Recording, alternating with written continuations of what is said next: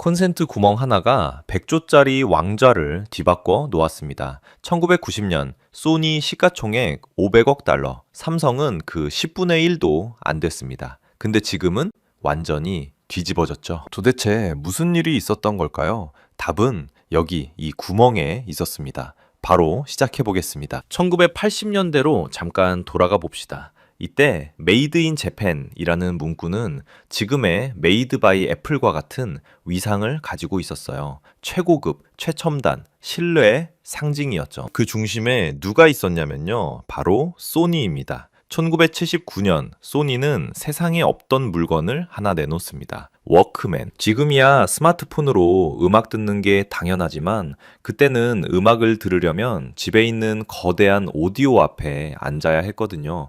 근데 소니가 뭘 했냐면 음악을 주머니에 넣어줬습니다. 걸어다니면서 음악을 듣는다고? 그게 돼? 됐습니다. 워크맨은 출시 후 전 세계에서 4억 대 이상 팔렸어요. 문화 자체를 바꿔버린 거죠. 요즘으로 치면 아이폰 나왔을 때랑 비슷한 충격이었습니다. TV 시장은 어땠을까요? 소니의 트리니트론 TV가 있었습니다. 이게 뭐냐면요. 당시 TV 화면은 다 볼록했어요. 근데 소니가 거의 평평한 브라운관을 만들어낸 겁니다. 색감도 훨씬 선명하고 화질도 압도적이었죠. 어느 정도였냐면 당시 미국 가정에서 TV 사려면 트리니트론 살 돈이 있어 없어를 먼저 물어봤대요. 그만큼 트리니트론은 TV의 대명사였습니다. 그리고 여기서 재미있는 사실 하나. 스티브 잡스 아시죠? 애플의 창업자, 혁신의 아이콘. 그분도 소니를 동경했습니다. 잡스는 젊은 시절 소니 본사를 방문해서 공장을 둘러보고 완전 반해버렸어요. 심지어 소니 직원들이 입는 유니폼까지 마음에 들어서 애플에도 비슷한 유니폼을 도입하려고 했다는 일화가 있습니다. 결국 직원들 반발로 실패했지만요. 1980에서 90년대 소니는 단순한 가전회사가 아니었습니다. 소니는 혁신, 미래, 기술의 정점이었습니다. 그 누구도 소니의 왕좌를 위협할 수 있을 거라고 생각하지 않았습니다. 같은 시기 한국에는 어떤 회사가 있었을까요? 삼성전자요. 지금이야 삼성전자 하면 글로벌 1위, 세계 최고 기업 이런 이미지지만 그때는요 솔직히 말해서 카피캣 취급 받았습니다. 1970에서 80년대 삼성은 일본에서 부품을 수입해와서 조립하는 수준이었어요. 그나마도 핵심 부품은 일본 회사들이 안 팔아줘서 구하기도 힘들었고요. 실제로 이런 일이 있었습니다. 삼성이 TV를 만들어서 미국에 수출했어요. 근데 어디에 납품됐냐면 대형마트, 구석 진열대였습니다. 가격도 소니의 절반 이하로 책정해야 겨우 팔렸죠. 미국 소비자들 반은요, 샘성? 이게 뭐야? 어디 나라 거야? 중국? 이랬대요. 브랜드 인지도가 바닥이었던 겁니다. 당시 데이터를 보면요. 1990년대 중반 기준 소니의 브랜드 가치는 약 150억 달러, 삼성의 브랜드 가치는 약 30억 달러 수준. 5배 차이였습니다. TV 점유율도 마찬가지예요. 소니가 글로벌 1위, 삼성은 10위권 밖을 맴돌았죠. 삼성전자 직원들은 출장 가서 소니 공장 견학 신청하면 거절당하기 일쑤였고 일본 기술자들은 한국 엔지니어들을 대놓고 무시했습니다. 니들이 뭘 한다고 그냥 조립이나 해 이런 분위기였던 거죠. 그런데 말이에요. 바로 이 시기에 조용히 뭔가가 바뀌고 있었습니다. 바로 콘센트 속에서요. 자, 여기서 오늘의 핵심 주제가 나옵니다. 110V 대 220V. 뭔 얘긴지 감이 안 오시죠? 쉽게 설명드릴게요. 전압, 즉 볼트라고 부르는 건 전기를 밀어내는 힘이라고 생각하시면 됩니다. 비유를 들어볼까요? 여러분이 호스로 물을 뿌린다고 생각해 보세요. 110V는 물을 살살 뿌리는 것, 압력 낮겠죠. 반면 220V는 물을 세게 뿌리는 것, 압력 높습니다. 같은 양의 물을 보내려면 압력이 낮으면 호스가 더 굵어야 하고 압력이 높으면 가는 호스로도 충분하죠. 전기도 마찬가지입니다. 110V로 전기를 보내려면 전선이 더 굵어야 하고 전력 손실도 커집니다. 220V로 보내면 가는 전선으로도 충분하고 손실도 적어요. 근데 여기서 중요한 역사적 사실이 있어요. 일본은 110V를 고수했고 한국은 220V로 바꿨습니다. 일본이 왜 110V를 쓰냐면요. 역사적인 이유가 있어요. 20세기 초에 미국에서 전기 시스템을 도입했거든요. 그때 미국이 110볼트를 쓰고 있었으니까 그대로 가져온 겁니다. 그리고 한번 깔아놓은 전기 인프라를 바꾸는 건 엄청난 비용이 들잖아요. 그래서 일본은 그냥 쭉 110볼트를 유지했습니다. 반면 한국은요, 1970년대에 박정희 정부가 전격적으로 220볼트 승합 사업을 추진합니다. 에이, 그게 뭐 대단하다고요? 대단합니다. 진짜로요. 왜냐하면 이 결정 하나가 한국 가전산업의 운명을 바꿨거든요. 생각해보세요. 220볼트 환경에서 가전제품을 만들면 강한 출력이 가능합니다. 같은 전선으로 더 많은 전력을 끌었을 수 있기 때문이죠. 그리고 전력 손실이 적기 때문에 에너지 효율이 좋아집니다.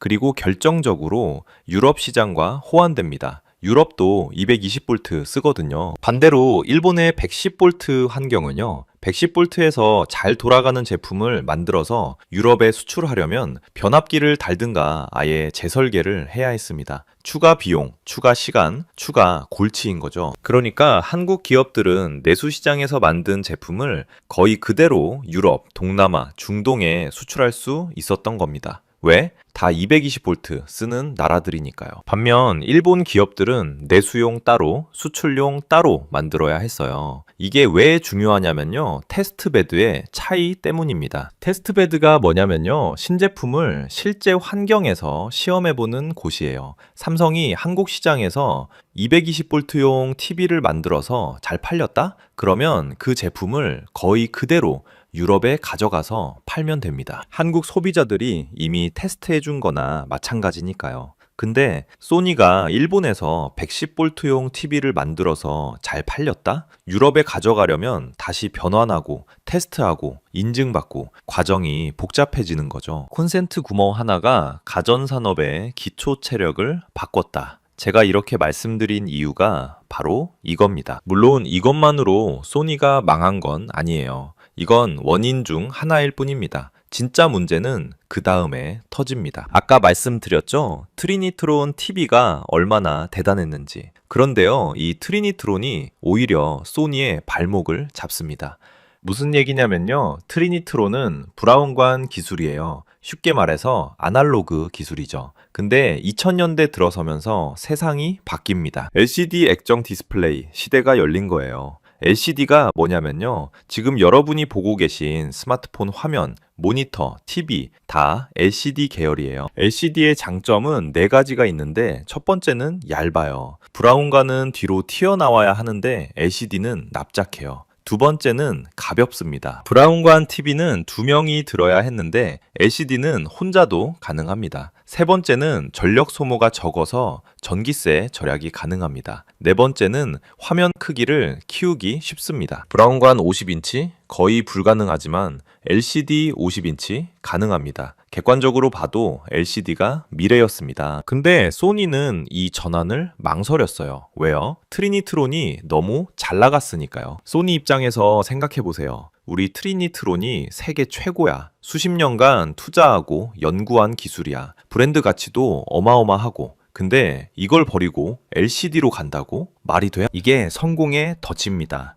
경영학에서 말하는 개념인데요. 과거에 성공했던 방식에 갇혀서 새로운 변화에 대응하지 못하는 현상을 말해요. 비유를 들어볼게요. 여러분이 피자집을 운영한다고 생각해 보세요. 10년간 화덕 피자로 대박을 쳤어요. 근데 어느 날 갑자기 에어프라이어 피자가 유행하기 시작합니다. 에이, 에어프라이어 피자가 우리 화덕 피자를 이길 리가 없어. 우리 화덕은 이탈리아 장인이 만든 건데. 이러고 있다가 갑자기 에어프라이어 피자 프랜차이즈가 전국을 점령해 버립니다. 소니가 딱 이 상황이었어요. LCD가 트리니트론을 이긴다고? 말도 안 돼. 소니는 LCD 개발에 소극적이었고 대신 PDP, 플라즈마 디스플레이나 기존 브라운관 기술 개선에 더 투자했습니다. 결과요, 처참했습니다. LCD가 시장을 집어삼키는 걸 그냥 바라보고만 있어야 했죠. 여기서 반전이 하나 더 있어요. 소니는 사실 LCD 기술을 아예 몰랐던 게 아니에요. 삼성전자와 SLCD라는 합작회사를 만들어서 LCD 패널을 공급받긴 했거든요. 근데 문제는 핵심 기술을 남에게 의존했다는 거예요. 디스플레이가 TV의 심장인데 그 심장을 남한테 사다 쓴 겁니다. 반면 삼성은요, LCD 기술을 직접 개발하고 대량 생산 체계를 구축했습니다. 네가 안 해? 그럼 내가 한다. 이게 삼성의 마인드였어요. 자, 이제 삼성 이야기로 넘어갑니다. 1993년 역사적인 사건이 하나 터집니다. 이건희 회장의 프랑크푸르트 선언이에요. 뭔 일이 있었냐면요. 이건희 회장이 유럽 출장을 갔다가 LA 전자매장에 들렀어요. 삼성 제품이 어떻게 진열돼 있나 보려고요. 근데 뭘 봤냐면 삼성 TV가 매장 구석, 먼지 쌓인 곳에 처박혀 있었습니다. 심지어 가격표에는 세일합니다. 반값 세일료. 이런 딱지가 붙어 있었대요. 반쯤 할인해도 안 팔리는 거야. 이건희 회장 완전 뒤집어졌죠. 한국으로 돌아가지 않고 바로 독일 프랑크푸르트에서 임원 200명을 소집합니다. 그리고 역사에 남을 연설을 했어요. 마누라와 자식 빼고 다 바꿔라. 이게 그 유명한 신경영 선언입니다. 핵심이 뭐냐면요. 양으로 승부하던 시대는 끝났다. 이제는 질로 간다. 더 이상 싸구려 많이 만들어서 박리다매로 파는 거 그만하고 진짜 좋은 거 만들어서 비싸게 팔자. 이거였어요. 그리고 여기서 전설의 에피소드가 하나 나옵니다. 애니콜 화형식 1995년 삼성전자 구미공장. 당시 삼성의 휴대폰 브랜드 애니콜의 불량품 15만 대가 발견됐어요. 시가로 500억 원 어치였습니다. 보통 회사라면 어떻게 했을까요? 몰래 수리하든가 해외에 싸게 떠넘기든가 했겠죠. 근데 삼성은요, 공장 마당에 쌓아놓고 불태웠습니다. 직원들 앞에서요, 이게 삼성의 품질이다. 이 수준이면 우리는 죽은 거나 마찬가지다. 이런 메시지였죠. 직원들 중에는 우는 사람도 있었대요.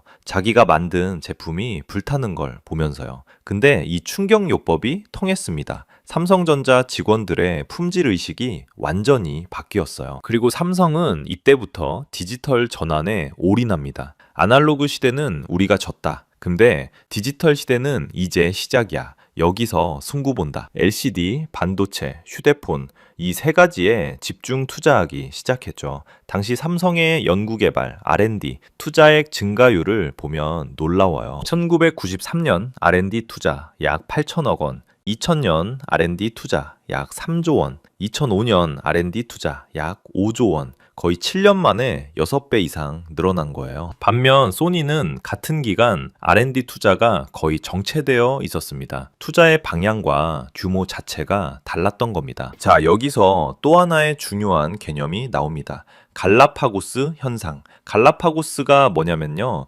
남미 에콰도르 옆에 있는 섬이에요. 다윈이 진화론 연구한 그 섬이요. 이 섬이 왜 유명하냐면 독특한 생물들이 많아서예요. 바다 이구아나 코끼리 거북 같은 거요. 왜 독특하냐면 섬이 고립되어 있어서 독자적으로 진화했기 때문이에요. 근데 이게 경제학에서는 부정적인 의미로 쓰입니다. 갈라파고스 현상은 내수 시장에만 최적화되어서 글로벌 표준과 동떨어지는 현상. 일본이 딱 이랬어요. 예를 들어볼게요. 소니의 메모리 스틱. 디지털 카메라 쓰시는 분들은 아실 거예요. 메모리 카드요. 세계 표준은 SD 카드였습니다. 지금도 그렇고요. 근데 소니는 뭘 했냐면 자기네만 쓰는 메모리 스틱이라는 규격을 만들었어요. 소니 카메라, 소니 PSP, 소니 캠코더 다 메모리 스틱만 들어갔습니다. 소비자 입장에서 이게 얼마나 짜증나냐면요. 나 소니 카메라 샀는데 메모리 카드 사러 갔더니 SD 카드밖에 없어. 소니 전용 메모리 스틱은 따로 비싸게 사야 해?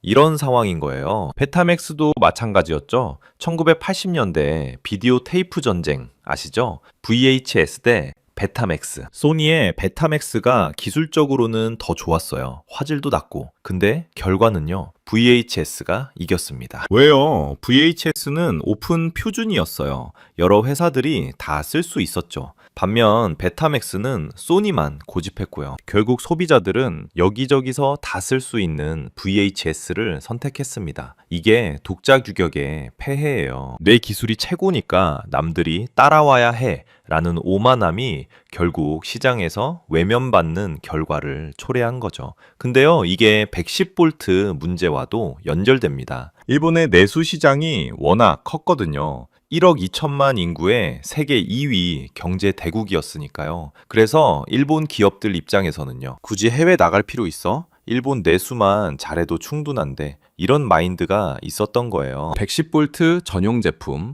일본어만 지원하는 인터페이스, 일본 내수용 독자 규격, 내수 시장이 너무 커서 오히려 글로벌 경쟁력을 잃어버린 역설적인 상황이 된 겁니다. 반면 한국은요, 인구 5천만, 내수 시장이 작았어요. 삼성 입장에서는 한국만 가지고는 절대 안 돼. 무조건 해외 가야 해. 라는 생각이 박혀 있었습니다. 그래서 처음부터 글로벌 표준에 맞췄어요. 220V? 유럽이랑 같네? 오케이. SD카드? 세계 표준이네? 오케이. 영어 인터페이스? 당연히 오케이. 삼성은 철저히 효율성과 글로벌 표준을 따랐습니다. 그 결과가 어땠을까요? 드디어 2006년 이 해에 역사가 바뀝니다. 삼성전자가 전 세계 TV 시장 점유율 1위를 차지한 거예요. 그것도 그냥 1위가 아니라 소니를 밀어내고 1위가 된 겁니다. 어떻게 가능했을까요? 보르도 TV의 등장입니다. 2006년 삼성전자가 출시한 LCD TV의 이름이 보르도였어요. 왜 보르도냐면요. 프랑스 와인잔에서 영감을 받아서 TV 하단에 와인색 곡선 디자인을 넣었거든요. TV에 왜 와인색을 넣어요? 무슨 상관이에요? 상관이 있습니다. 엄청나게요. 당시 TV 시장이 어떻게 변하고 있었냐면요. 과거에는 TV가 거실 구석에 있었어요. 가구 뒤에 숨겨놓는 느낌이었죠. 근데 LCD가 나오면서 TV가 벽에 걸리기 시작했습니다. 거실의 중심 인테리어가 된 거예요. 그러니까 소비자들이 뭘 원하겠어요? 예쁜 TV. 삼성은 이걸 간파했습니다. 화질 다 비슷비슷해. 기능 거기서 거기야. 그럼 뭘로 승부 볼까? 디자인이다. 보르도 TV는 기술적으로도 훌륭했지만 디자인으로 차별화에 성공한 케이스예요. 결과요. 보르도 TV는 전 세계에서 1000만 대 이상 팔렸습니다. 당시 TV 단일 모델 판매량으로는 역대급 기록이었죠. 그리고 2006년 4분기 마침내 삼성이 소니를 제치고 글로벌 TV 시장 1위에 올라섭니다. 그 이후로요. 2026년 현재까지 삼성전자는 약 19년 연속 글로벌 TV 시장 1위를 지키고 있습니다. 소니와의 격차요. 압도적입니다. 2025년 기준 글로벌 TV 시장 점유율을 보면 삼성전자 약 30% 이상, LG전자 약 16%, 소니 약 7에서 8% 수준. 삼성이 소니의 4배 가까이 되는 거예요. 여기서 역설적인 상황이 하나 더 있습니다. 소니가 삼성한테 패널을 구걸하게 됐어요. 아까 S-LCD 합자회사 얘기했죠?